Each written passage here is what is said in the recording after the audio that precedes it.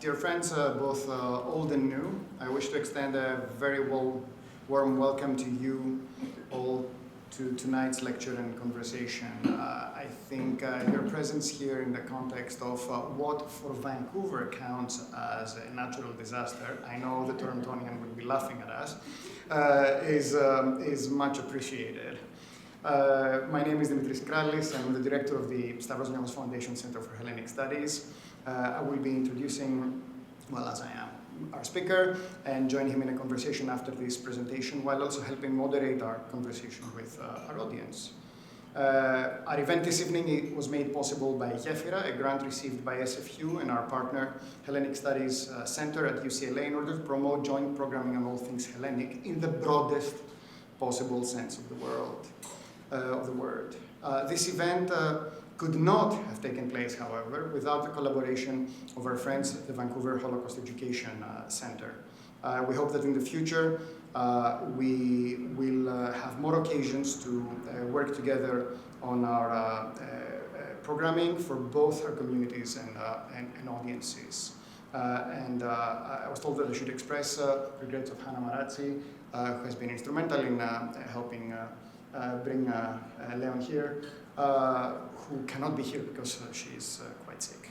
Now, before I begin, I would like to take the opportunity to acknowledge that our event today takes place on SFU's Vancouver campus on the unceded traditional territories of the Squamish, Tsleil-Waututh, and Musqueam peoples. Now, to say that we live in interesting times would be to underplay the degree to which the present moment challenges us and our sense of security, optimism, and connectedness. Certainties about our place in the world as Canadians, Greek, Jewish peoples, but in general as citizens of open societies appear to be challenged on a daily basis.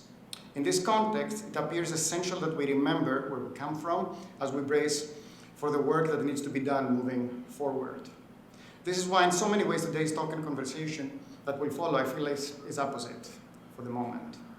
The history of the Holocaust in Greece, and more specifically in Thessaloniki, is often presented from at least a Greek perspective, as a story almost external to Greece, if it is discussed at all. And yet this is a story about an irreplaceable loss, which allows us to open conversations about the country Greece has been, but also about the type of country that we would hope it could be and hope will be. How Salonika and its rich and vibrant Jewish community are remembered and imagined is not just important for the past, but also for the country's future. At the Stavros Niamos Foundation Center for Hellenic Studies, our engagement with the Greek past and present is very much a mandate. So the opportunity to think with our speaker and with all of you about memory, but also about hopes for a more open, pluralistic, and optimistic future could in no way be passed. Which brings us to today's talk by our speaker, Dr. Leon Saltiel. Leon Saltiel is Director of Diplomacy and representative of UN Geneva and UNESCO for the World Jewish Congress. He holds a PhD in contemporary Greek history from the University of Macedonia in Thessaloniki in Greece, and has been a postdoctoral researcher at the Graduate Institute of International and Development Studies in Geneva, Switzerland, and at the Aristotle University in Thessaloniki. His publications include The Holocaust in Thessaloniki, Reactions to Anti-Jewish Persecution, 1942-1943, which won the 2021 Yad Vashem International Book Prize for Holocaust Research, and Do Not Forget Me, Three Jewish Mothers Write to Their Sons from the Thessaloniki Ghetto, which has been published in Greek, English, and French. Leon was Fulbright Scholar at Georgetown University, where he earned a master's degree in foreign service.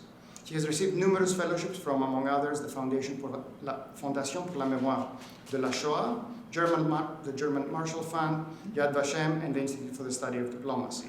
He's a member of the Greek delegation of International Holocaust Remembrance Alliance, and will chair its academic working group for 2025-2026.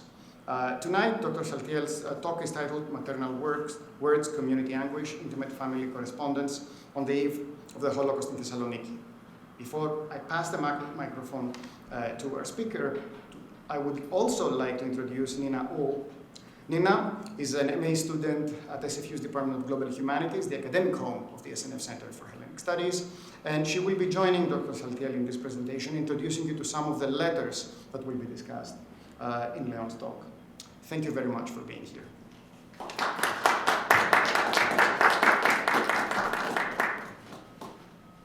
14th letter, 26 November 1942. My dear child, it's the second time that I've had to wait for 4 hours on the phone trying to reach you. I always get upset. Letters have also become very rare. I haven't received anything from you for 14 days. I heard that you're also worried about not receiving any news from me, and yet not a week goes by without me writing to you. As for me, I have too much work, nobody to help me, not even grandmother since she's at Aunt Leah's. She'll be back today. I'll have some company in the house at least. I can't even rest when I don't feel good because there is nobody to replace me and look after me. I feel your absence even more. I don't get any affection. As all mothers have been separated from their children, we have to make do without this luxury. Let's hope you pass your exams so that you can finish your studies faster and be reunited with us. I'm glad Sotiri is with you. He's already like a brother to you, a loved one. Yanni never fails to come and see me. Pandelis leaves on Monday. I'll try to give him a few things for you. Vasily has already gone to his village. The Marcos ladies never fail to come by and see us. It's their turn to sleep, all 6 of them in a room. They miss us a lot because they don't have as good a time with their new neighbor as they did with me.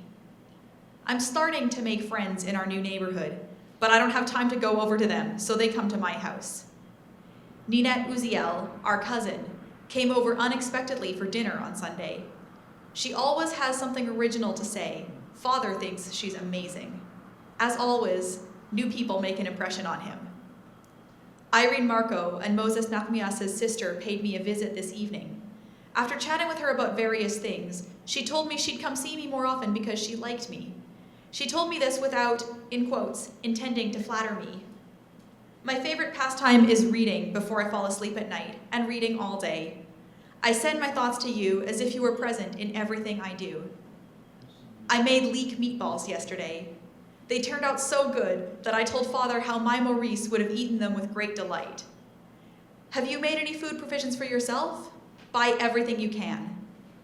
Today, Grandfather worked hard to fix my stove, which was nearly falling apart. He's the carpenter, the electrician, the mason, etc. of the house, and he never receives a single word of thanks from Father.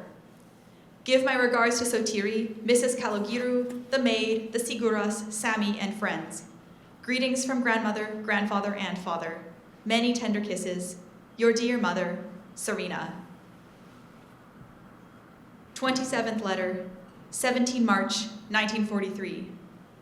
My dear child, as I write these lines to you, my eyes are filled with tears and my heart is filled with ice-cold terror. We've been going through agony that has gradually increased these past 2 months, the workings of an experienced sadist. I can't describe what we're going through during this time without upsetting you. For 2 years, all I did was move apartments, conscious of the fact that we could end up homeless at any moment. Nevertheless, I was patient because at least we were allowed to remain in our homeland. This last time, having been moved into the ghettos, we go to bed at night fearing the new order that awaits us the next day. We were first forbidden to stay outside after 5 o'clock. Then, leaving the ghetto was forbidden, stores were closed, and we had to declare our assets and fortune to the family dogs and the chicken. We swallowed this poison gradually and, like the beasts of burden that we are, we submitted in silence. The worst now is deportation. Our blood runs cold at all times. Our hearts beat to the point of bursting. We must abandon everything, country, parents. We'll be separated from each other, from friends and fortune, and we'll have to leave with a backpack only. We're not even allowed to carry a suitcase. The first convoy has already left. We don't know where to. The second one will leave today. On the day of departure, people go crazy. They burn their paper money, destroy their furniture with the cries of mortally wounded animals. Then, after abandoning all the fruits of their labor, they leave packed like sardines and treated worse than animals in cattle wagons. This is what awaits us, either today or tomorrow. We give everything to any poor person that comes along, shoes to one person, clothes to another, and money to yet another. Since nothing belongs to us anymore, we might as well close ourselves. Aunt is about to give birth. Where will this poor girl give birth? If I were to leave on the same train, I would be able to help her at least.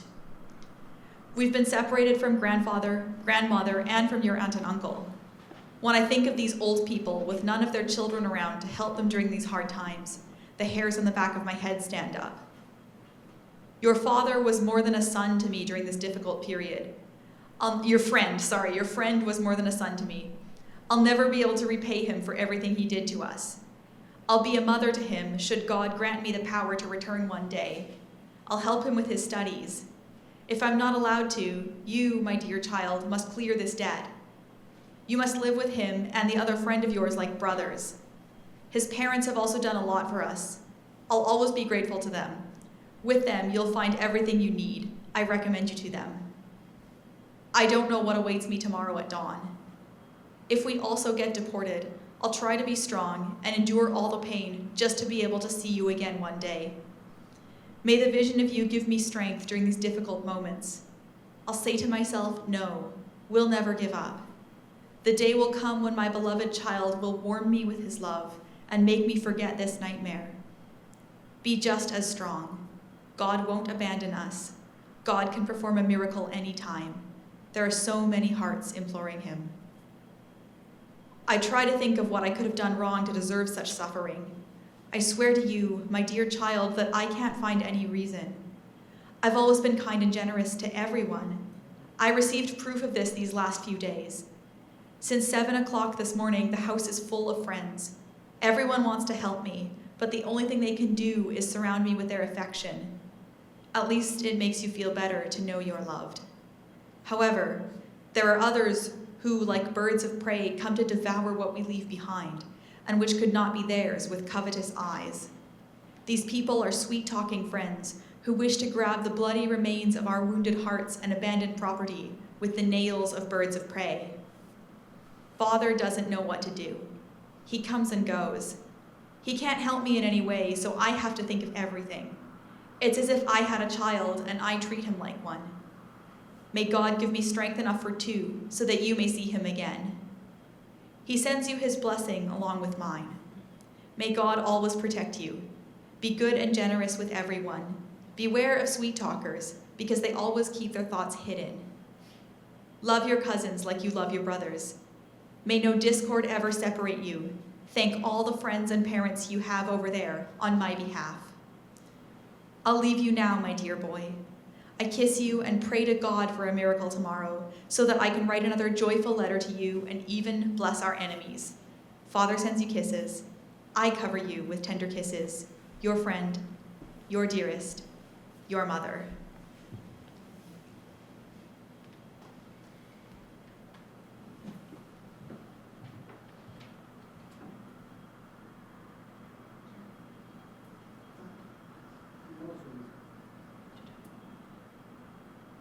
Maybe I just want to move around. Thank you. Thank you to the Stavros Niarchos Center for Hellenic Studies at the Simon Fraser University, Professor Kralis, and the Vancouver Educational Center for sponsoring today's talk. Thank you for all of you for coming in this blister, in the midst of this blister of snow in Vancouver.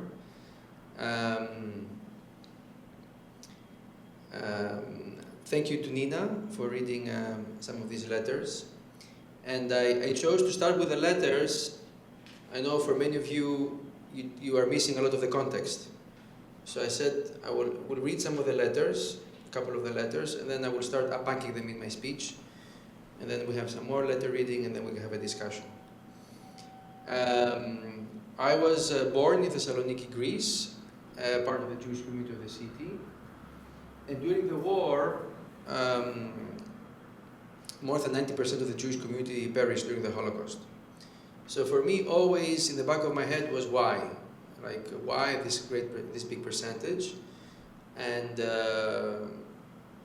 what happened? What happened day to day? Like, what was the reality? How can you kill such a big number of people? Like, what's happening on the ground? And I embarked on a PhD project, which led to a book that, as you heard, won the Yad Vashem Prize on Holocaust research. But also in my research, I was always very interested in contemporary sources. So not what was written after the war, with a lot of hindsight, testimonies of survivors, for example, but what was happening during the war, how people were perceiving the events as they were unfolding in front of them. So I looked into a lot of newspapers, government documents, minutes of meetings, other contemporary sources, and I stumbled upon these letters. I saw it once in an exhibition. I saw one letter, and I said, "Oh my God, it's written during the German occupation, the Holocaust." And I asked the museum that was the custodian of the letter, I said, "Can you give me a high scan copy of the letter so I can read it?" And they asked me, "Which one you want?" I said, "I don't know, how many you have?" "Yeah, well, around 20. "Okay, all of them." And then these 20 became 50 because then I found more. So they became, I felt that if I integrate that into my PhD thesis, it would be lost. So this became a separate book that's also out in 3 languages, and it's also have become documentaries, feature films, dance plays, educational projects, etc., etc., etc. So I will speak a little bit about all of that in my presentation, but I also understand that many of you may not know anything about the Jews of Greece, the fact that they're Jews in Greece to begin with, how did they end up being in Greece, and then let alone about the Holocaust, let alone about the letters. So I think I have to start unpacking from 2,300 years ago. And this is what I'll try to do, and eventually come back to the letters. Just for you to be able to put everything in context, otherwise it will be very difficult for you to understand what we're dealing with the letters and the book if you don't know a little bit the general context of the Holocaust, but also beyond the Holocaust of how the Jews end up in Greece and all the story. This is a very famous picture of 4 Holocaust survivors from Thessaloniki, and you can see the Auschwitz tattoo in their arm. And this is if you visit the Holocaust Museum in Washington, you're confronted with this picture in one of the corridors. So I always like to start with this picture, which is it's a painting that is in the Vatican Museum. It's Alexander the Great in the Temple of Solomon. And for me, this is the sort of like the beginning of the meeting between, it's the first meeting between the Greek or Hellenic and Jewish cultures. And this is when Jews living in then, or today Palestine, they became parts of the kingdom of Alexander the Great. And this is when the symbiosis between Jews and Greeks starts. And as a result, also you have many Jews following the armies of Alexander the Great and settling in what today is Greece. And we have synagogues dating all the way from antiquity. Even before the time of Jesus, we have synagogues in Greece, in Delos and other places that have been found in excavation sites. And also there is proof in the New Testament. There's the letters to Thessalonians. This is the letters of Paul, who came to Greece, and he preached to the existing synagogues, to the Jews of Greece, both in Thessaloniki, but in Corinth, in Athens, and other places. The Jews at the time used to be very small communities during the Roman time, during Byzantium, smaller communities, and their lives depended a lot on the wishes of the local emperors or the local rulers. The big change, and they actually, we call those Jews Romagnots, from Rome, and they were very integrated into Greece. They were speaking Greek. Very few exist today from that Romagnol tradition, mostly from the city of Yanina and other places, and a lot of their prayers and a lot of their liturgy is in Greek. The big change happened in the Middle Ages with the Spanish Inquisition, when the Spanish King Ferdinand and Queen Isabella decided to expel the Jews of the Iberian Peninsula, a big percentage of them settling in Thessaloniki, at the time part of the Ottoman Empire. And really those Jews changed the history of the city. They were pul hamals, as we call them, working in the port, but also very prominent religious figures, business figures. They were very big in trade, in commerce, in culture, in science, and really changed. And for 5 centuries, they marked the history of Thessaloniki And I focus on Thessaloniki because this is not only where I'm from, but this is where the epicenter of Jewish life in Greece was, and it still is to a great extent. As you know, the Ottoman Empire is dissolving. In 1912, Thessaloniki joins the Greek state, and now the Jews, they're not anymore members of an empire, but now they are citizens of a nation state. But 5 years later, there's the devastating Great Fire, where most of the historical city center is burnt. You see in dark here all the area that was burnt within the old town of Thessaloniki, and this is where vast majority of the people left homeless are the Jews of the city. And you see the port where it's they were very active in the Jews in everything in commerce and trade and in everything around the port. And so after this fire, the cities start to expand eastwards and westwards. We also have the Greek-Turkish War in 1922, the Lausanne Treaty extended populations. And in 1912, when the Greek army enters Thessaloniki, we have a city of around 150,000 people, of which Jews are more than 50%. And by 1943, because of things I'm going to discuss, in the interwar period, the city has now increased of 250,000. Many of these refugees coming from Turkey are settled in the area of Thessaloniki and around, and the Jews are also being reduced as numbers. Here you just have a graph that shows a little bit the development population-wise of Thessaloniki.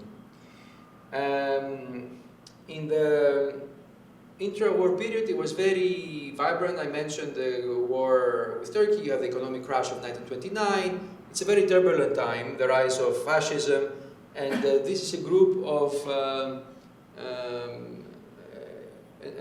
very important group that was founded in Thessaloniki, but it was very active throughout Greece. It was called the Three E's, the Tria Epsilon, very nationalistic.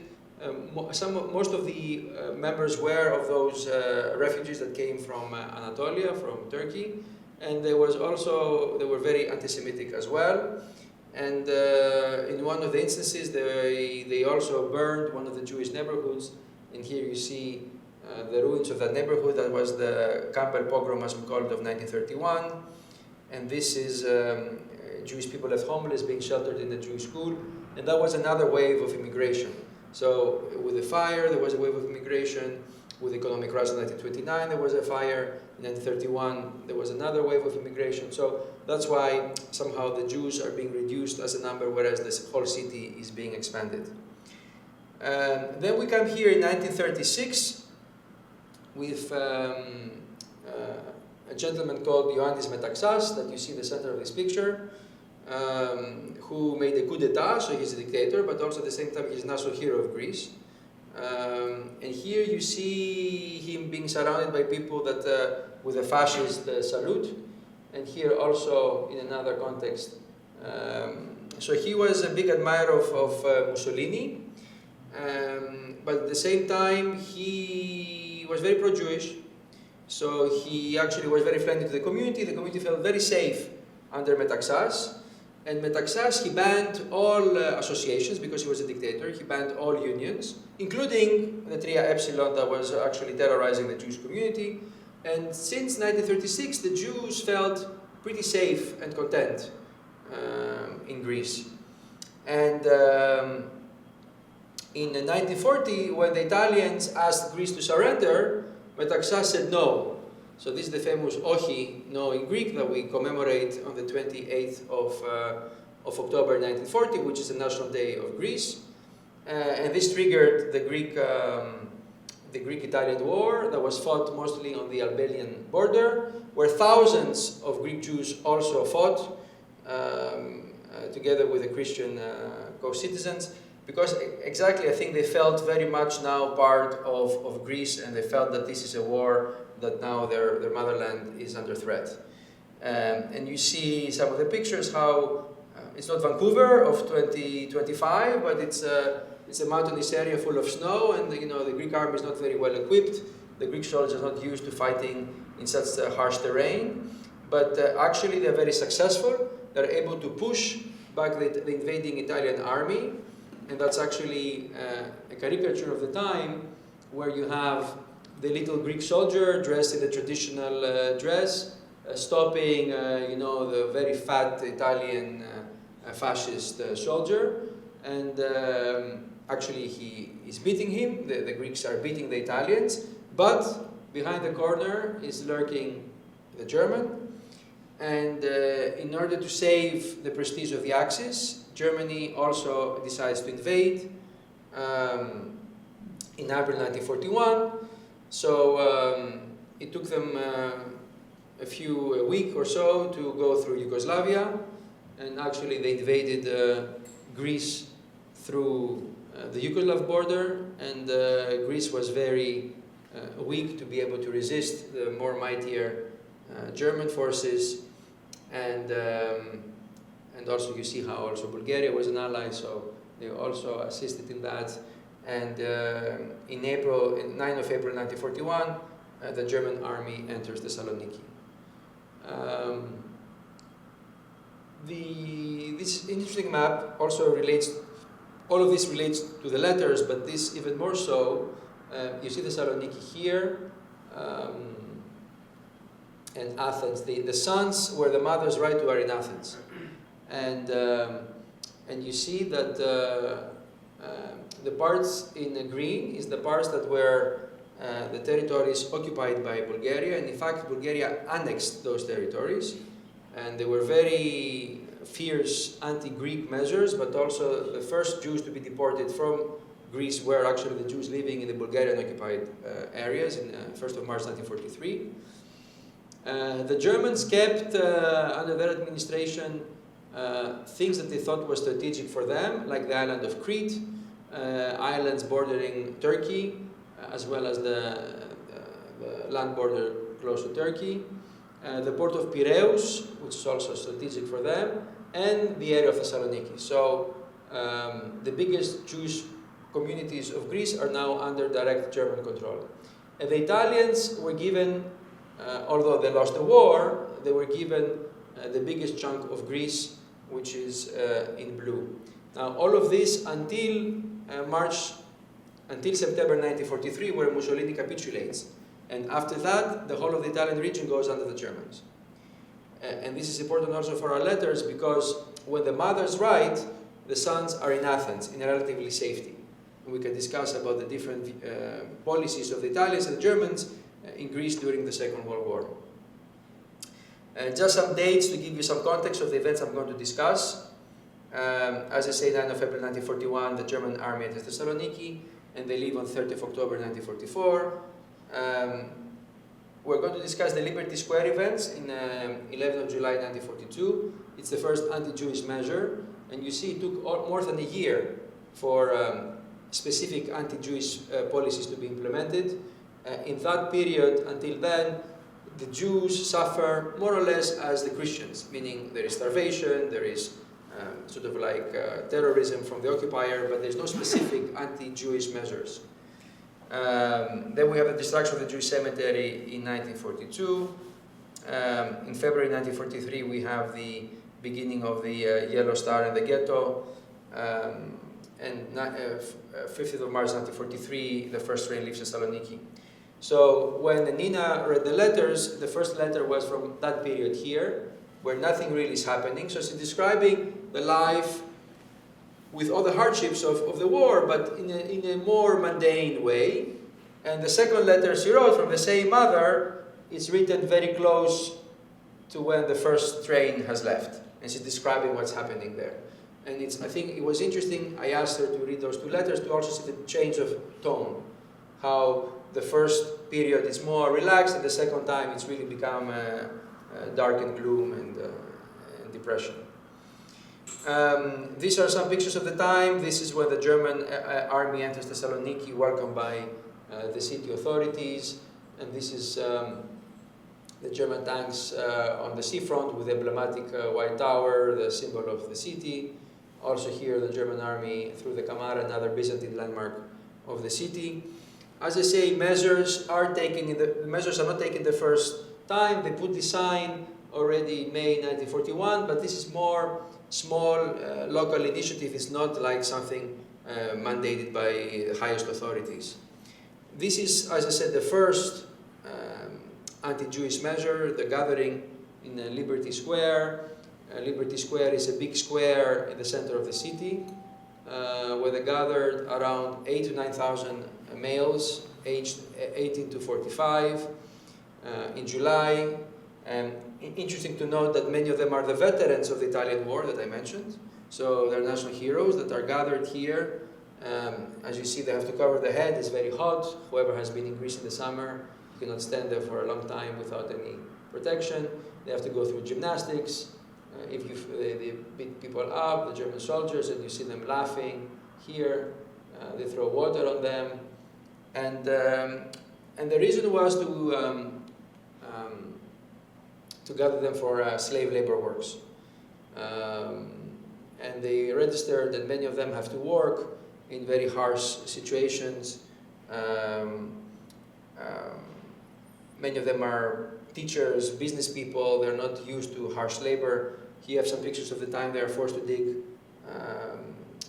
mountains to build railway lines. You see in very poor conditions. And what does so some of these people start to die through disease, malnutrition, and the heavy work. So the community strikes a deal with the Germans, and this is what we call the ransom. So they pay a significant amount of money, of 2 billion drachmas of the time. Here are some of the checks that were cashed with the Germans counter-checking the back of the check in October 1942, in exchange for the release of these slave laborers who then start to come back to the city. But the Germans also add another stipulation, the destruction of the ancient Jewish cemetery, which dates back to the Roman and Byzantine times, but most of the graves are, in fact, after the coming of the Sephardic Jews from Spain. And this is the picture. We speak about a very huge area, possibly 500,000 tombs. That's before the war, and this is after the war. These are pictures from the Red Cross, where everything has been raised to the ground. You see the bones and the tombstones. And this, for me, is the beginning of sort of like the anti-Jewish measures that are marking the population. Shortly after, you have the arrival of Dieter Wisitseny and Lois Brunner, who are Eichmann's out of Eichmann's department from the SS, whose role is to implement the final solution, edited by Max Merten, who is a German officer in charge of civilian affairs based in Thessaloniki. They issue a wide number of orders for they are not allowed to work, they're not allowed to live after dark, they're not allowed to take the public transportation, etc., etc., etc. They have to register their properties, they have to do this, they have to do that. It's a flooding of orders that the community needs to implement. In February 1942, we have the imposition of the Yellow Star.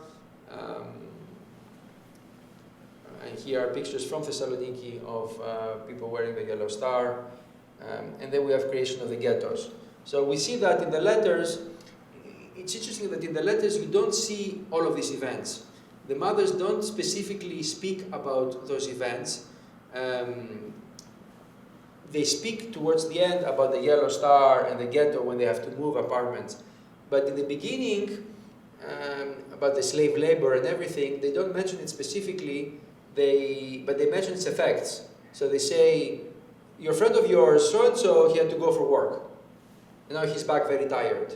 So they speak like this without giving a lot of specifics in their narration.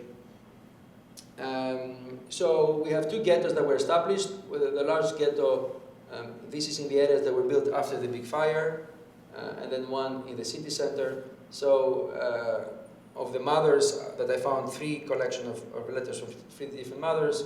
I think one lives in this downtown ghetto, and two live in the bigger ghetto here. This is the Baron Hirsch quarter, named after an Austrian Jewish industrialist who created the railway lines to connect the Ottoman Empire with Central Europe, and he was a big benefactor, and he gave a lot of money for poor people and established poor living quarters here next to the old train station, which was it was made into the transfer ghetto. So Jews would come in with their possessions from the rest of the areas, go to the ghettos. From the ghettos they would move to the transit ghetto, and then so here you have pictures of them walking in Egnatia Street, one of the main streets. You see the tram lines. The Jews are here, the ones with the possession. People are watching them as they move from the ghetto to the transit ghetto, and even you see the family of the photographer. This is April 1943, watching through the window, through the balcony. And this is the Hirsch camp that was made into a ghetto with walled and fenced and everything.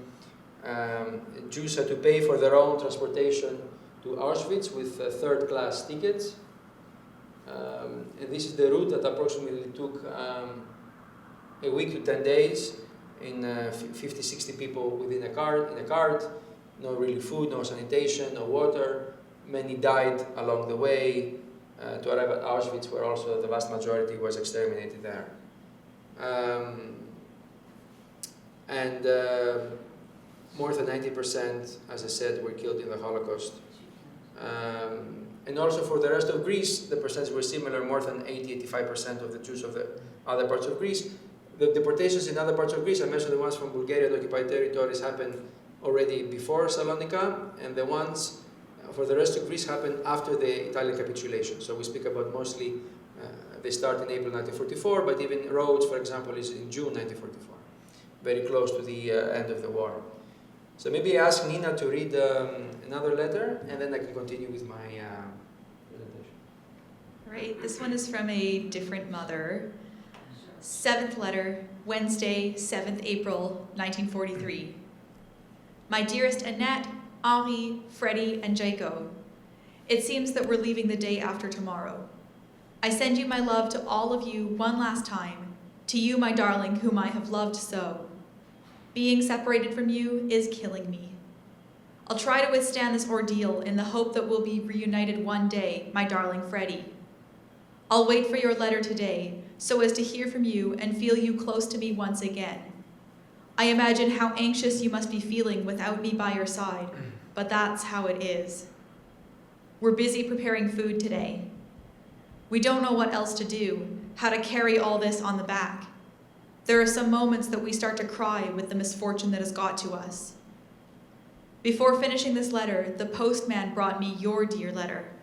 I had lost all hope since it was already past midday. I read your letter, Freddie darling, and I bitterly regret having caused you sorrow.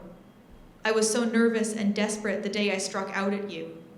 I know you were a very affectionate son to your mother, my darling, but things are such that I am far from you. As you say, my darling, let us have faith in God that one blessed day we will be together again, and that love and tenderness will make us forget everything. Dear Annette, I have no doubt that you'll continue to love Freddie as you've always loved him.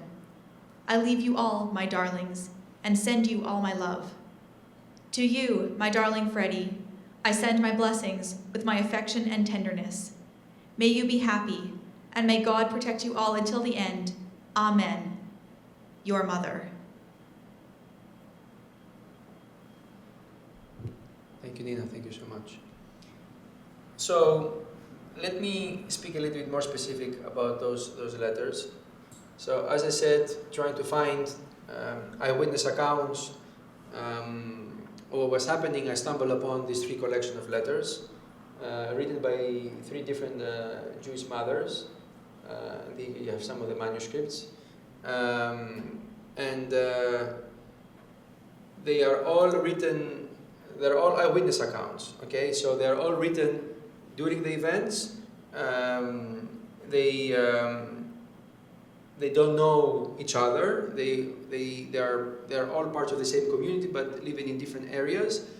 But they also describe the same what's happening around them. It's 53 letters in total, so it's a rather unique find because it's not one letter, it's not like one letter that you found or two letters. It's really letters once a week or once every 10 days, and also because of the three mothers, you have also unique multi-perspectiveness. As I said, the sons are in Athens, which is under Italian control and relatively safe. The Italians don't want to implement the measures of the Germans. That's one of the reasons historians say that the implementation of the anti-Jewish measures took so long in Greece to happen, because the Germans wanted to implement them throughout Greece. But as the Italians didn't want to implement them for their own reasons, we can discuss that, what could have been those reasons. Up until then, the sons are relatively safe in Athens, and Athens also is a bigger city and gives them more privacy, ability to hide. The letters have this unique female perspective. So you perceive all of the events of the war and the Holocaust, but through the eyes of the mother and through the lens of a mother loving her son. So it's a very unique way of discussing the Holocaust, and that's why I thought I wanted them to be published separately and highlighted as such, and be the topic of the talk today. And also, this is very intimate correspondence. This was not meant to be published. This is a letter, the mothers were writing it very quickly, putting it in the envelope, sending it out to make sure that it arrives. They didn't have time to correct the language or to add more. It wasn't meant to be, literature. But today it's so dramatic and so poignant that people who read them really think it's a very unique way of telling the story of that period. So they describe the daily events, they describe the situation, what they were eating, the diseases, the issues. I think a psychologist can find a lot of information, even in the letters that Nina wrote. They speak about the father who doesn't help, but the grandfather helps, and the neighbor came, and this other son, and the son of. So you can find so many elements to look into, into intercommunal relations, into the interaction with family and friends, and for example, speaking about the father, it also goes back into, as Nina called it, domestic history. But also, how is in a very sort of like traditional society, the father, the male figure, the breadwinner, has to go to work every morning. And now they're not allowed to go to work. So he's staying home all day. And home is the domain of the mother. So the father now at home, he's worthless. He feels he has lost his universe. He doesn't know what to do with himself. So the mother is now the boss. And often the mothers complain, they say, the father is here, but he has nothing to do, what I'm going to do with him. So you can see that these things, in the macro level, for me, my focus was mostly historic, but you can have so many ways of reading those letters. You can also see the escalation of the anti-Semitic measures, how initially I find the mothers very cautious in what they write. As I say, they don't describe the full reality. They describe some of the incidents, but without many details. I think a reason is they don't also want to scare their sons. They describe, but not really. They focus more on everyday, day-to-day life. But when the measures really become very harsh, and they know they're being deported, and they know what's happening, they really write the reality in very black and white terms. Even they say they cry as they write the letters, etc., etc., etc. For me, as a historian, this is what I was looking. I was looking to find what did they know, how did they perceive those events. How does a Jew in Thessaloniki in 1943, March 1943, April 1943, what do they think the deportations are? And what becomes clear is that while they don't know what Auschwitz means. They don't know that Auschwitz is certain death, industrialized death. They don't know that Auschwitz is a death camp that was created to exterminate them. They see how people are treated in the ghettos. They see the supplies they get. They see the trajectory. They see the people being stuffed into wagons. So they realize they're not going on a day trip. It's not an excursion. They realize many women will die on the way, if any of them survive. So in the last letters, they speak of death, of annihilation. They really speak of very, very gloomy narrative, and somehow the last letters become like a testament to their sons. Like, what would be the advice a mother would give the son on the wedding day? I think this is what they're writing to them. Be a good person, help your neighbors, help your cousins, you know, do this, do that. And that's why they have an extra element of drama inside them. The letters, interestingly enough, are written in French. These mothers, they were born when Thessaloniki was part of the Ottoman Empire, and there was a movement coming from Paris with the schools of the Alliance Israélite Universelle to educate the Jews of Eastern Mediterranean. And somehow French was the English of the interwar period, or the First World War period, and there were many French-speaking schools, and the mothers went and studied these schools. So when they became Greek citizens, they never really went to school. The sons went to a Greek school, they knew how to read and write Greek, but the mothers didn't really know how to write Greek, so that's why they write in French. Although, don't forget, the mother tongue is Spanish, is Judeo-Spanish. And you see, based on their educational level, based on the age, because the other mothers are not the same age. Sarina Saltiel, the first mother, is, I think it's mid-40s, then the other one is mid-50s, and another one is mid-60s. And you see the older ones, when they want to narrate very tough incidents, they go back to Spanish. They leave the French, which is more formal, they go to Spanish. Then they use Greek words, especially Greek words that have to do with occupation lingo. Then they use Turkish words, they use Hebrew words. So really, you can get a lot about this very rich culture, the fusion of all the people there speaking different languages. Difficult for me as an editor when I want to translate the book in a language, how do you maintain that richness of the languages without being lost? Yes, so thank you for your attention. I will show you another clip, and then we can go to our discussion. Thank you so much.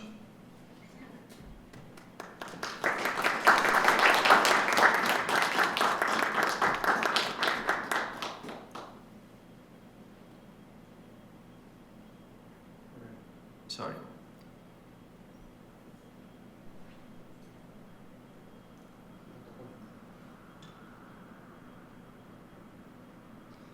So, during COVID, the city of Thessaloniki is organizing every year an annual cultural festival called Dimitria, named after Saint Dimitri, who's the patron saint of Thessaloniki. And they wanted to do a play based on the book, and have actresses read, like Nina did, in a dramatic way, the letters on stage. And COVID came, and of course there was no question about doing a live production. So they made a documentary, which includes songs and other writing. It has very prominent Greek actresses reading the letters. And I want to let you with a surprise of who will read the last letter, the letter of the third mother. And with that, we can conclude my presentation and we can have a discussion. The reading is in Greek with English subtitles.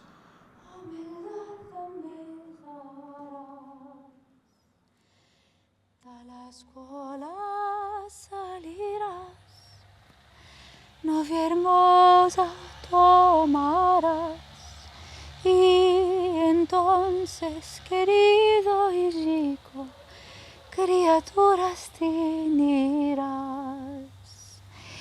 Y entonces, querido y rico, criaturas tenerás.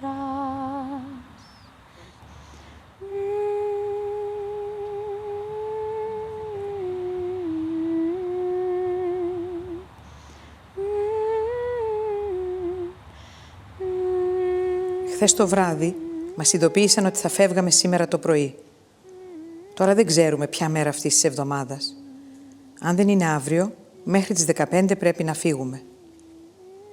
Το βράδυ δεν κοιμάμαι και έχω τη σκέψη μόνο σε εσάς, ότι αυτός ο άσχημος αέρας δεν θα φυσήξει και προς εσάς επίσης.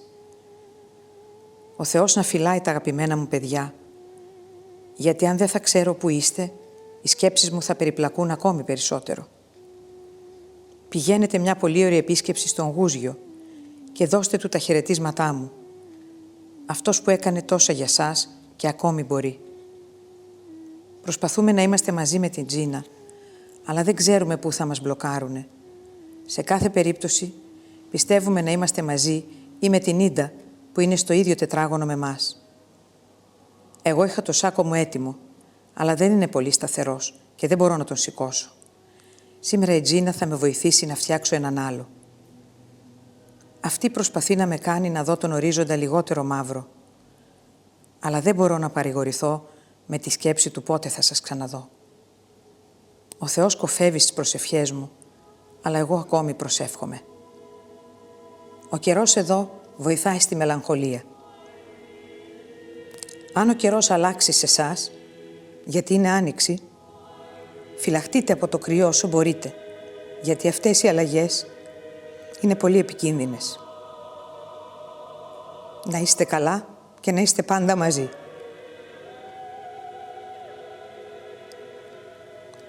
Προσπαθήστε να με βρείτε με την Τζίνα, γιατί αυτή η σκέψη με βασανίζει. Πώς θα μάθετε που βρισκόμαστε. Η Τζίνα έχει καλύτερη διάθεση κάποιες φορές και με ανεβάζει λίγο. Ο Θεός να σας φυλάει και να μας ξανασμίξει όλους με καλή υγεία. Σας φιλώ με όλη μου την καρδιά, με όλη μου την ψυχή. Μη με ξεχάσετε, πολύ αγαπημένα μου παιδιά. Ο καλός Θεός ας δείξει επιτέλους έλεος στους αθώους που επιθυμούν μόνο μια απλή ζωή με την οικογένειά τους. Ο Θεός να σας φυλάει και να σας προστατεύει από όλα τα κακά. Η μητέρα σας, η οποία έχει μόνο μια σκέψη, να δει τα παιδιά της υγιή. Η Τζίνα θα σας γράψει. Η μητέρα σας, Νεάμα.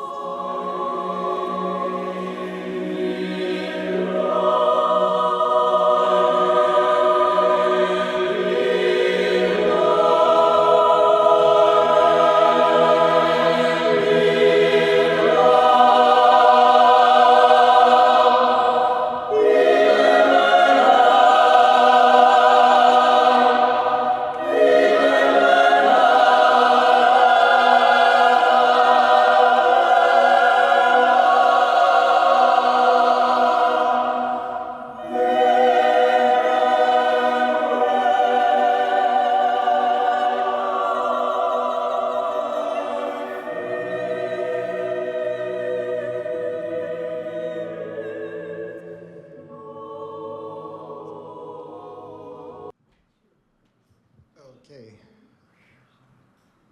Thank you very much for that, and for actually closing with the President of the Republic. I'm sorry. Because to me this is an interesting moment where you see the representative of the Greek state expressing in the most obvious kind of way, you know, the loss, as perceived from someone who's not Jewish, but recognizes that this is a loss that matters.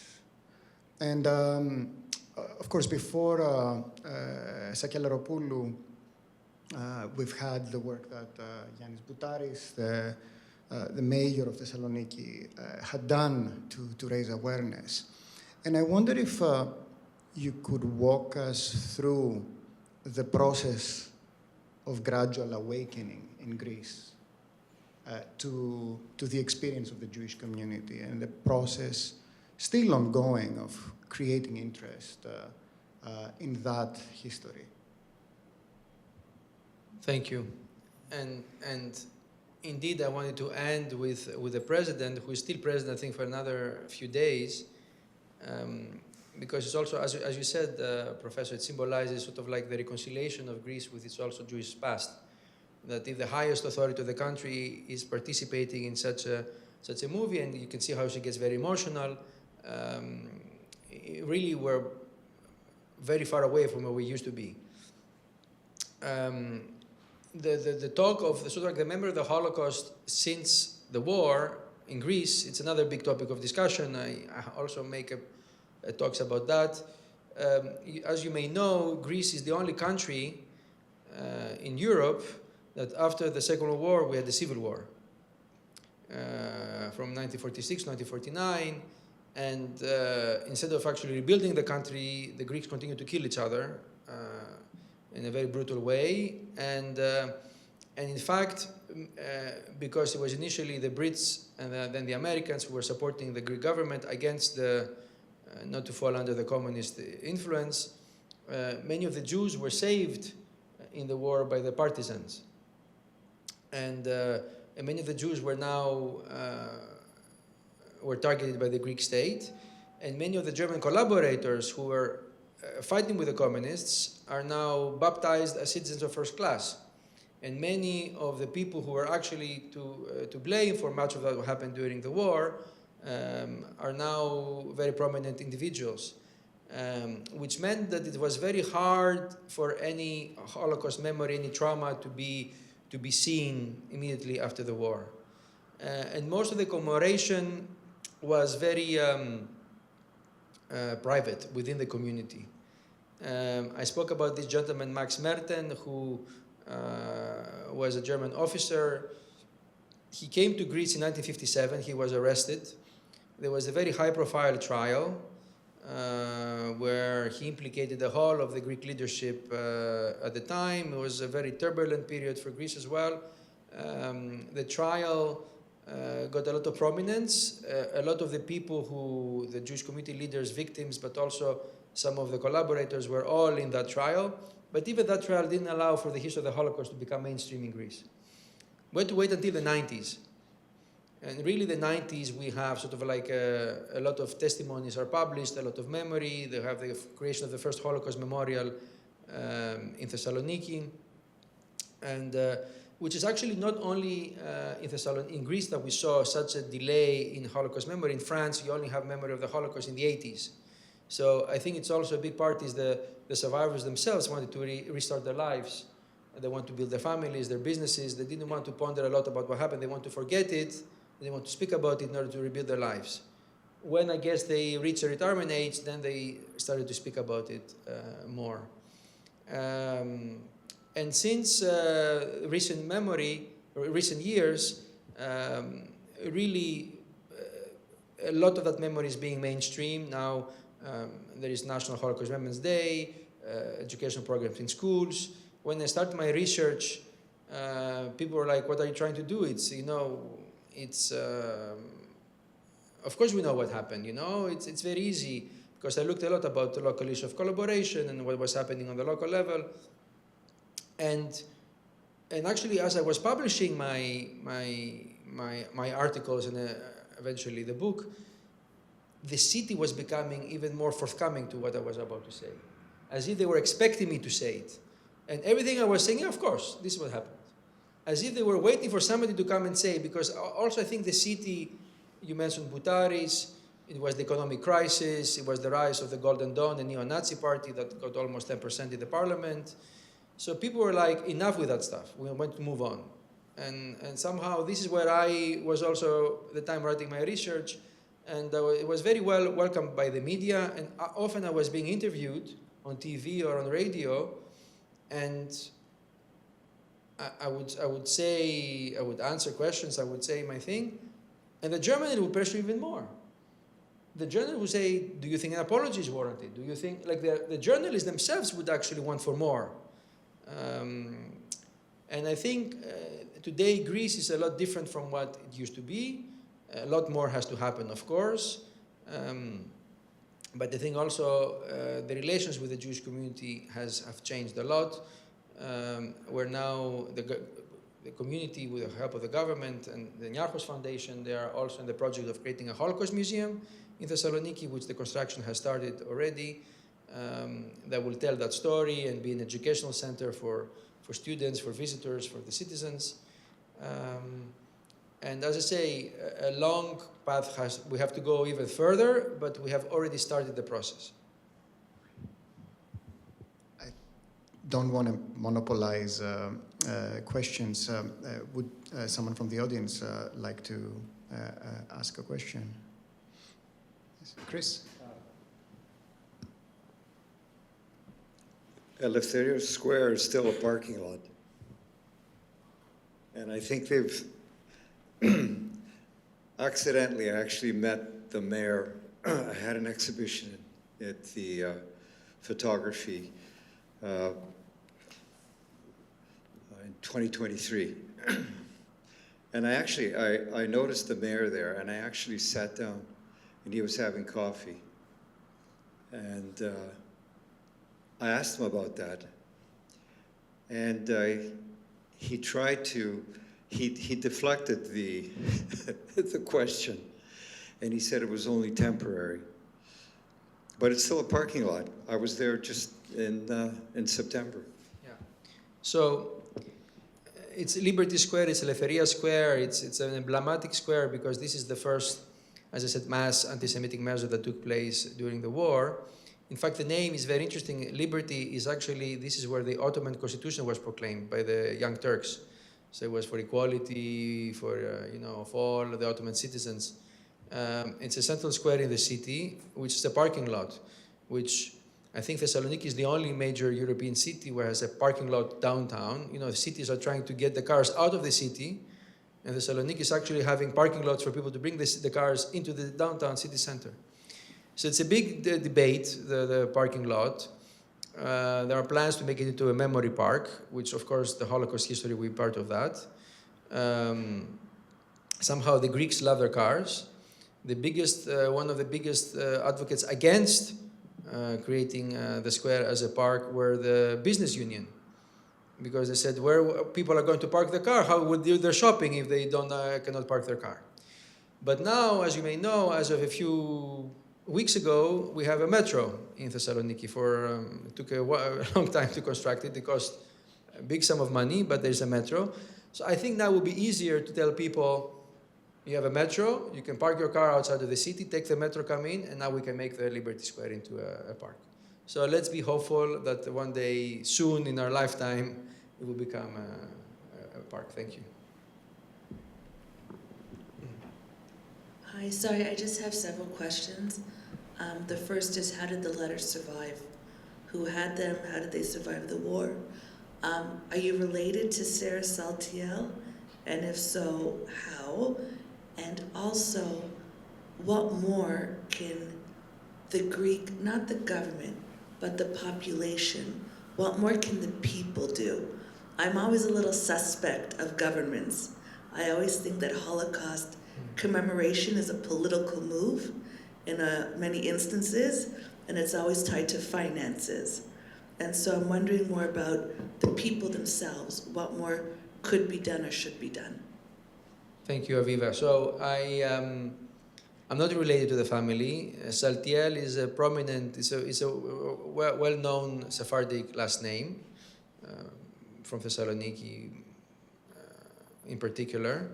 So I'm not related to that family, although the widow of Maurice, the son who Shiraz actually is my neighbor where I grew up in Greece, is neighbor of my parents, but we're not related other than being neighbors. But since you asked what's my relation to them, I can say I'm their neighbor. He actually was a very prominent figure in Thessaloniki, Maurice Saltiel, after the war, and he established a lot of the cultural institutions that exist in the city today. And there is one big hall in the Opera Hall of Thessaloniki is named after him. And when we present the book in Thessaloniki, we did it in a room named after him. So we thought it was very pertinent. So the letter survived in the possession of the sons.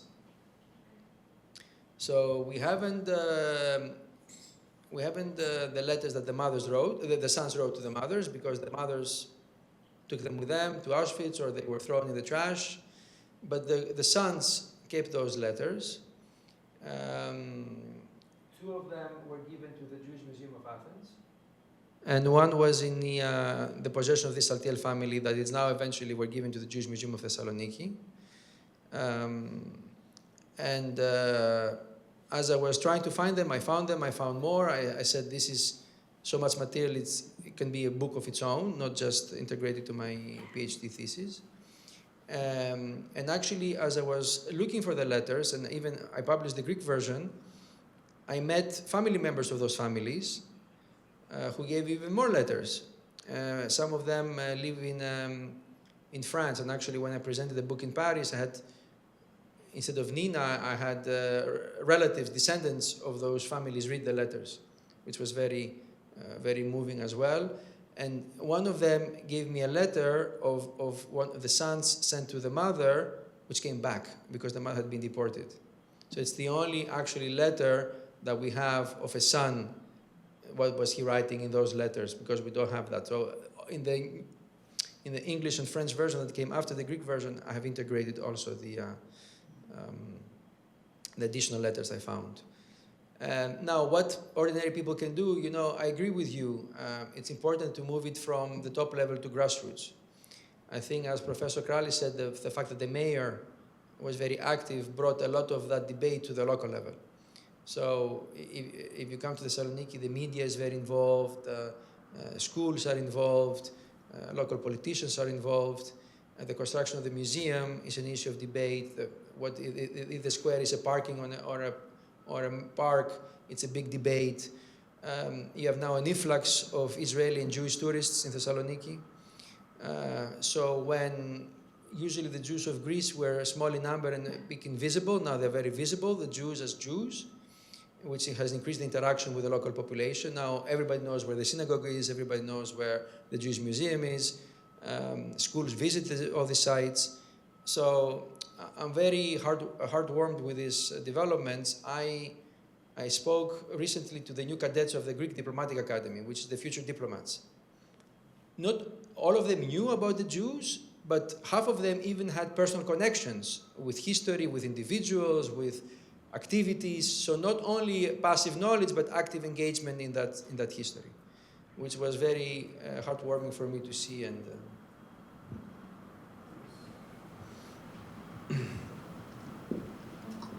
first of all, thank you so much. It was so moving, and I would like to see the whole. Is it a documentary that I can find probably on YouTube?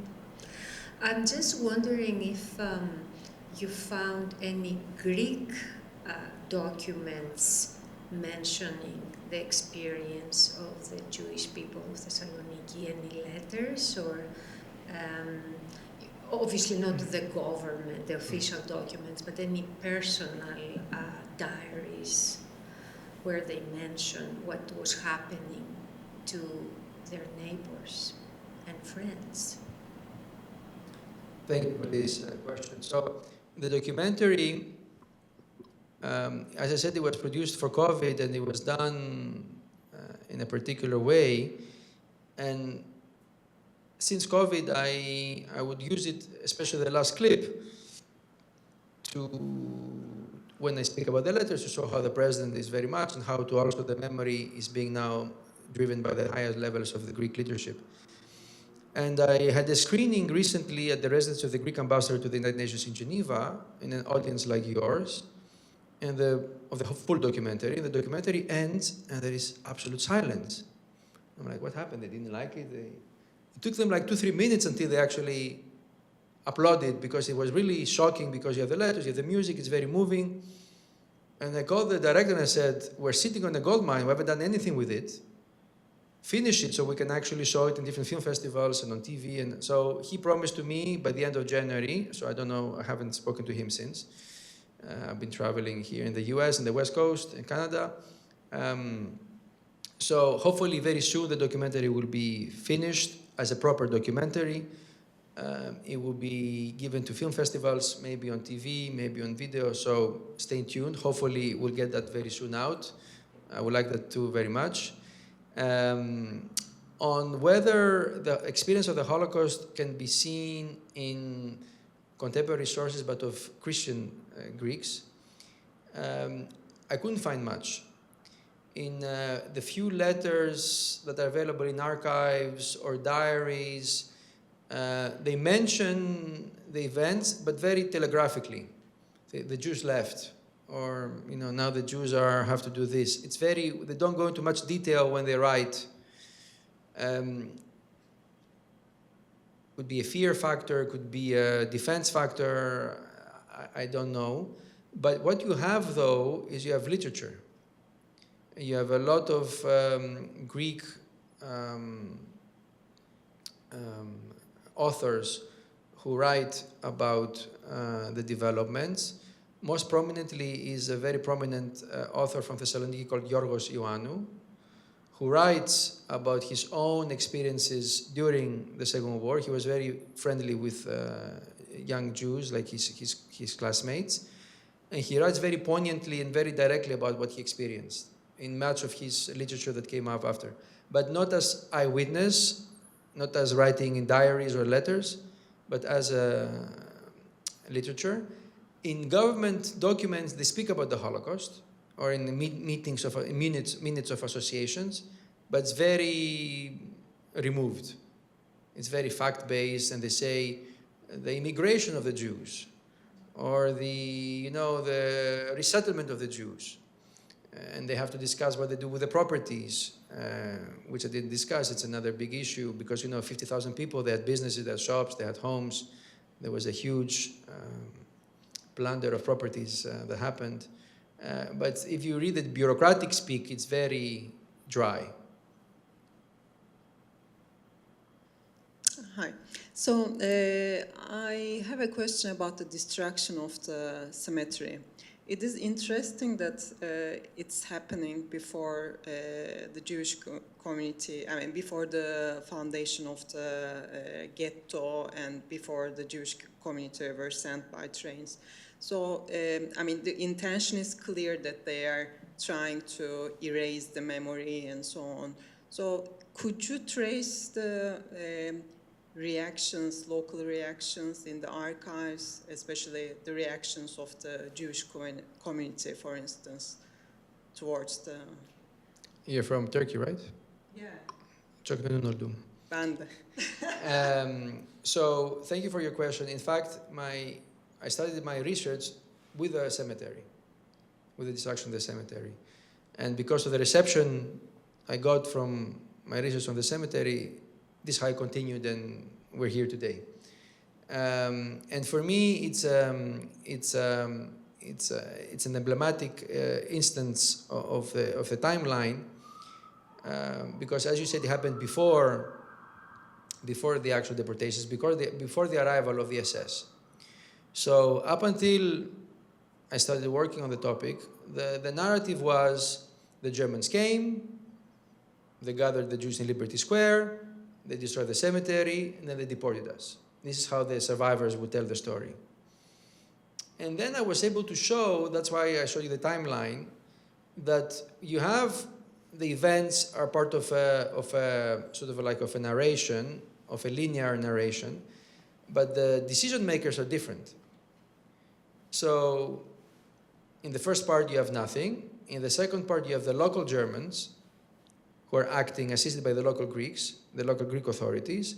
And only in the third phase, you have Berlin coming in and implementing the so-called final solution. Berlin is not in the Liberty Square. Berlin is not in the destruction of the Jewish cemetery. Berlin is not in slave labor. They're not involved. In fact, if you read the German documents, they're informed of these events, but only as FYI. It's not, they don't order all these things to happen. And for me, it was very important to look into that period, and also the lack of a lot of reactions by the local population, which somehow I felt, I titled my work on the cemetery, Dehumanizing the Dead. Like the moment the dead become food for the dogs, somehow the living are also losing the roots. And when actually the Germans, the SS from Berlin come, somehow the terrain is already prepared somehow. It's quite complex. The cemetery you had the map which showed Thessaloniki burned. You could see on the right it said Cimetière Israélite. So it was very close to the old town. You know, cities in the past, the cemeteries would be outside the city walls.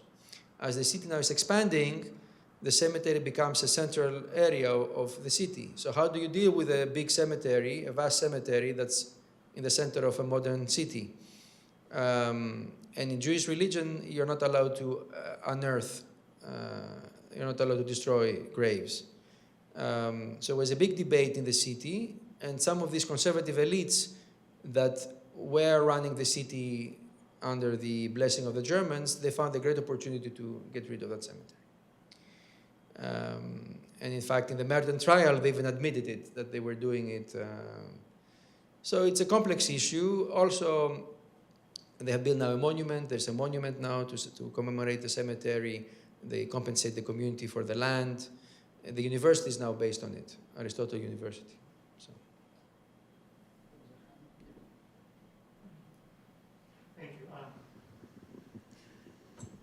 Thank you very much for a very interesting and touching presentation.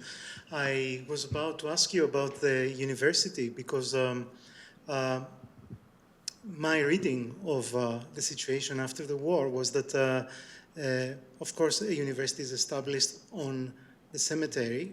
There are debates about what should be done about the university and how the area can be redesigned in a way that is sensitive to what was there. But for a very long time, the university itself had not shown any interest in doing so. So can you tell us a little bit more about this? And if So I think it's also a bit sort of like symbolic in a sense, that where the bones of the old majority of the city were laid is now where the youth of the new majority is being educated. So somehow the transition of the terrain of a cemetery of the former sort of like dominant community into now the educational grounds for the youth of the city. So there are many readings you can do. It's also, as I say, the space of a cemetery in a modern city. It's the issue of the genocide, of the Holocaust. It's the political issues.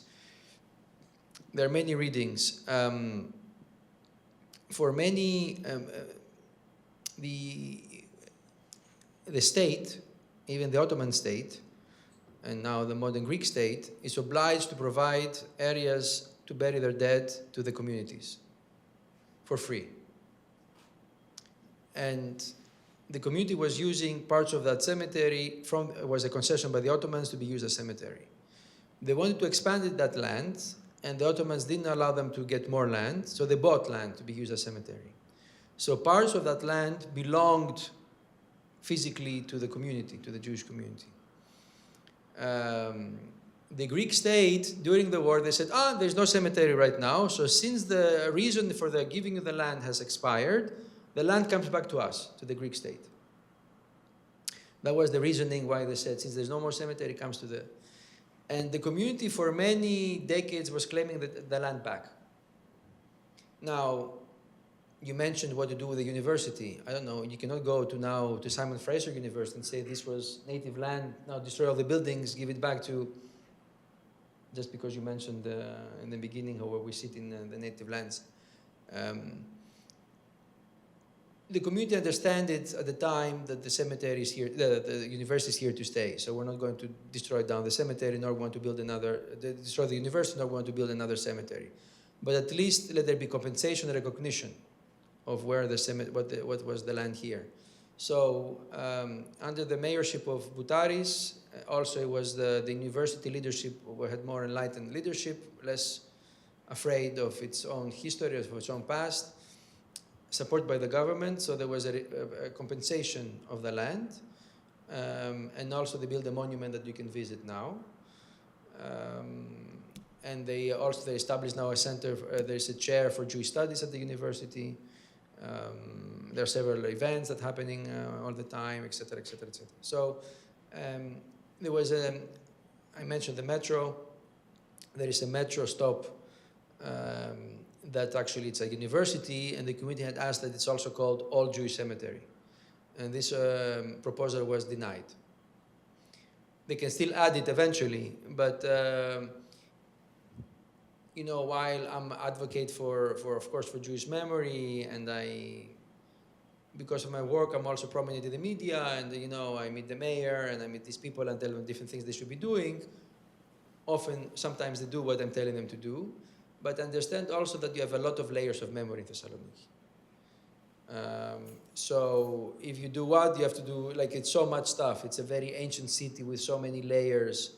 And even the public debate for me is healthy.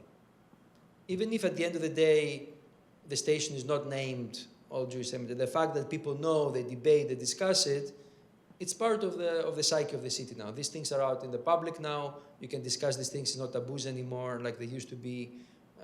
The government is actually encouraging such discussions. The local government is involved, the associations. I didn't mention there is an annual march that gathers several thousand people from Liberty Square to the old train station. It's around a couple of kilometers where a lot of people participate, including the universities, Boy Scouts, other movements. The President of Greece has participated several times. And I think it's also, you know, it's opening the space for debate. So what I've just told you now, if I come 20 years later, probably will be completely different the situation. Even compared to considering the past, not only the present, but also the past.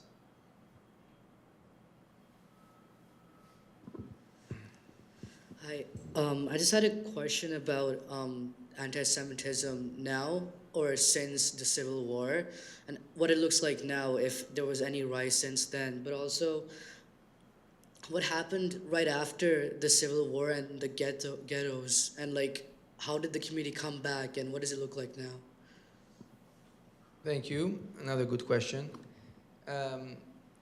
So I said in Thessaloniki more than 90% was lost, more of Greece more than 80%. 1/3, approximately, speaking very largely, was saved by fighting with the communist guerrillas against the Germans. 1/3 hid in Greek Christian families. 1/3 came back from the camps. Very broadly for the numbers. And a part survived the war, but left immediately after. As I said, there was migration before the war, there was migration after the war. After the war, many went to Israel that was being established, came to the US, Latin America, France, other places. So the Jews after the war that lived in Thessaloniki are around 5,000. In the whole of Greece, around 5,000. Many of them are in Athens, including the sons. Of the sons, actually, although they were born in Thessaloniki, only one, there were 4 sons, only one came back to Thessaloniki. The rest remained in Athens. And in Athens is the biggest Jewish community now, around 3,500 people. Thessaloniki has around 1,000, 1,200. The rest are spread throughout the country. And it was difficult coming back. Now there is a lot of research coming up about the experiences of survivors in the first years after the war, how it was coming back from either the camps or hiding, what happened with the properties, what happened with the trauma, how did they restart their lives, how the community rebuilt the institutions, how the government was reacting to all these things, etc., etc. So there's actually a lot of research coming out in the 10 last years that focuses on the post-war period, which was actually also not largely researched. On the issue of anti-Semitism, it's interesting. In my speech, I spoke about anti-Jewish measures. I don't like to speak about anti-Semitic measures. I don't know. Anti-Semitism has something racial inside, whereas anti-Jewish has something more like you target the community without actually having to have a racial theory behind it.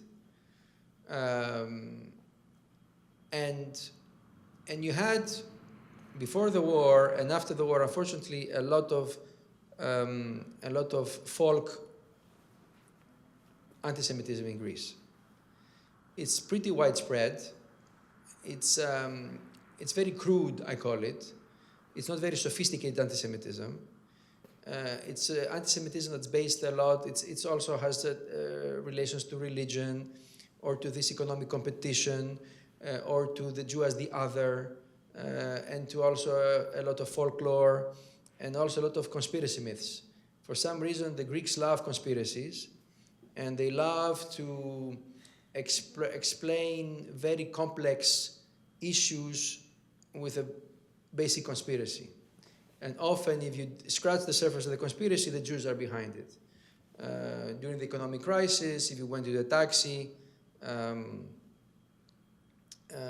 you asked the guy how his work, how his life, they said, it's difficult, you know, the economy, blah, blah, blah.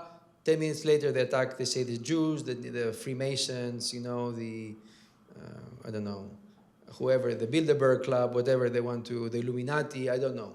They always find somebody who is responsible. And we saw also with the conflict in the Middle East, it was a lot of, let's say 20 years ago, if you see how the press would cover the topics, it was very inflammatory. There were caricatures denying the Holocaust. It was very bad. And actually, I think in hindsight, it allowed also the Golden Dawn to emerge, because it all created already a terrain where the Jews were dispensable and they were instrumentalized. And when the Golden Dawn came to power, they got 10% of the vote, almost 10% of the vote. And they went in the Greek parliament denying the Holocaust from the podium of the Greek parliament, but not only denying the Holocaust, asking for the whole parliament to be burned down. They understood they had a problem, the authorities. And somehow now we have a lot of, even in the current crisis in the Middle East, the approach of the media is a lot more balanced, not at all inflammatory. And the measurements of anti-Semitism has significantly dropped in Greece. It was very high, it remains high, but has significantly dropped, which shows you that efforts of sensitizing, awareness raising, fighting excess, like inflammatory speech in public settings actually helps. And the Golden Dawn has been banned, as you know. The leaders are in jail. The new party that was a splint off of the Golden Dawn, they cut their funding from subsidies from the government, etc. You have also the extreme left that's actually now, because of the war, they're also being, some of the criticism is passing some red lines, but the situation is much better than it used to be. And as I say, you have such an influx now of Israelis and Jews in general, both in the summer, but also now in regular, that also the relations between the communities are being normalized. And people get to know each other, they get to meet each other, they get to do business with each other. And I think that also creates a different awareness among the different populations.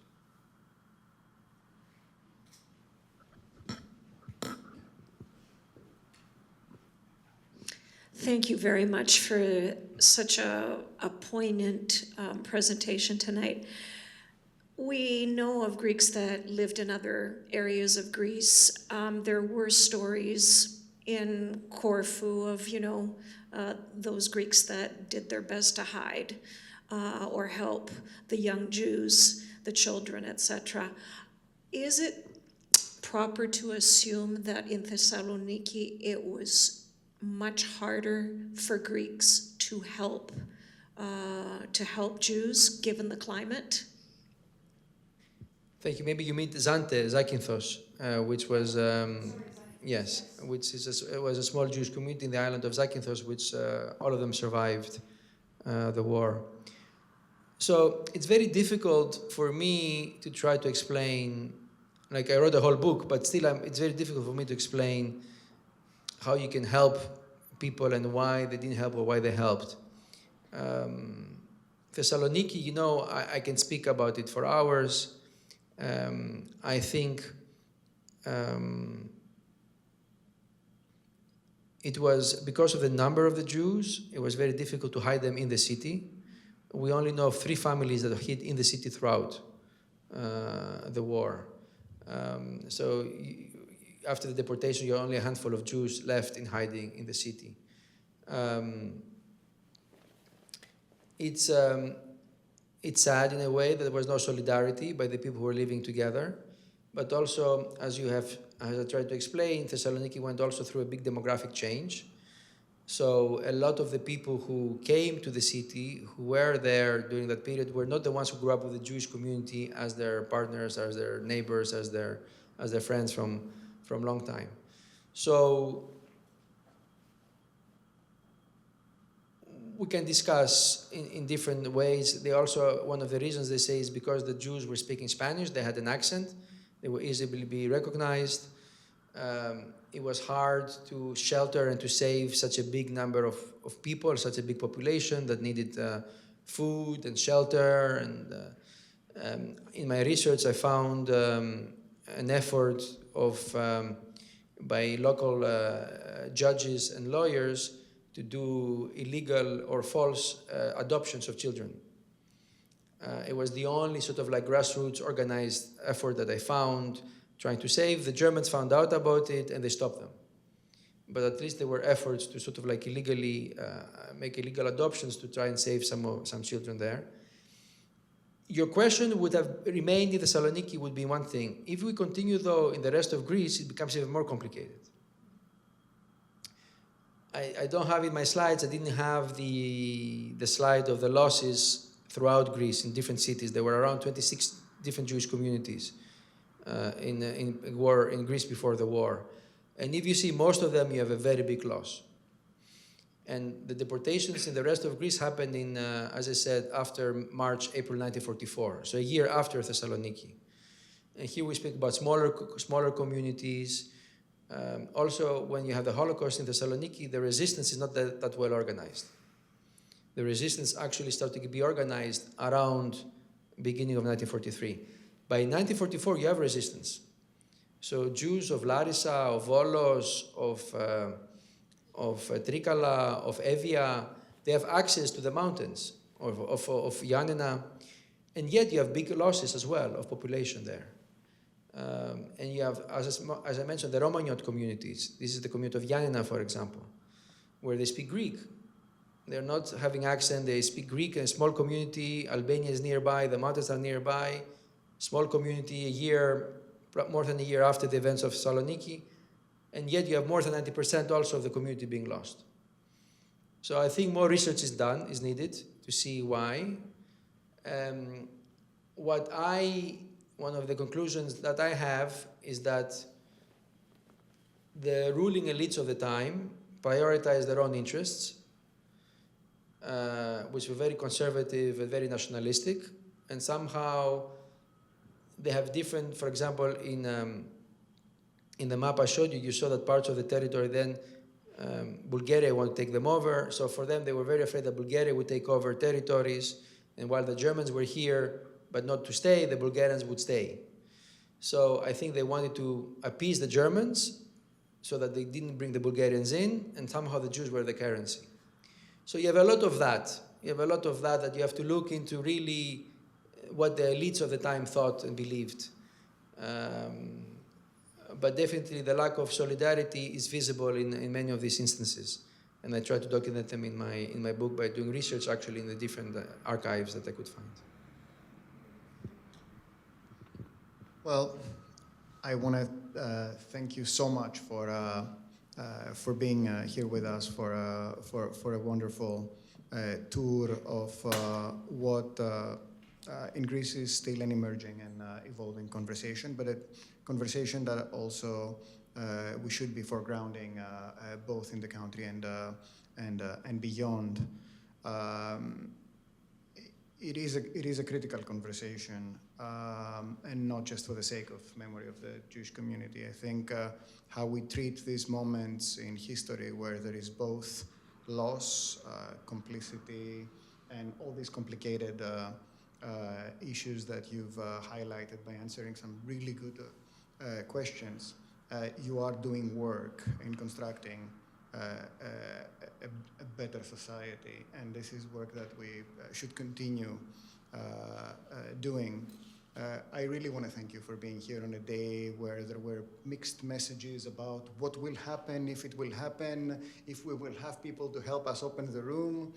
I really want to help Heather, Wallace, and Eric for helping run this and for creating a record of the conversation that will be available for others. I sincerely hope that we can keep the conversation going. We're really privileged in the SNF Center to have the resources to have such conversations, and it needs to continue. Thank you again for being with us. And thank you, Nina.